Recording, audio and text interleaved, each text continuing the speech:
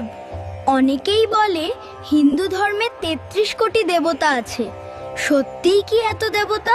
খুব সুন্দর প্রশ্ন করেছো বৎস। এই ব্যাপারে অনেকেরই ক্লিয়ার ধারণা নেই, তাই ভুল বোঝাবুঝি সৃষ্টি হয়। এখানে 33 কোটি মানে 33 crore নয়। কিন্তু গুরুদেব, কোটি দিয়ে তো সংখ্যা বোঝায়, তাই না? সাধারণ বাংলায় তাই বোঝায়, কিন্তু সংস্কৃত ভাষায় কোটি শব্দের আরেকটি অর্থ আছে, তা হলো প্রকার বা শ্রেণী। তোমরা যারা লেখচিত্র বা গ্রাফ পেপারের অঙ্ক করেছো তারা জানো সেখানে ভুজ এবং কোটি নামে দুটি শব্দ রয়েছে। সেখানে কোটি দিয়ে কিন্তু ক্রোর বোঝানো হয় না, সেখানে কোটি ভিন্ন অর্থে ব্যবহৃত হয়।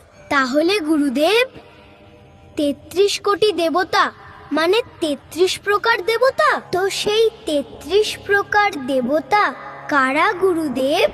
শোনো, বৈদিক শাস্ত্র অনুযায়ী 12 জন আদিত্য, 8 জন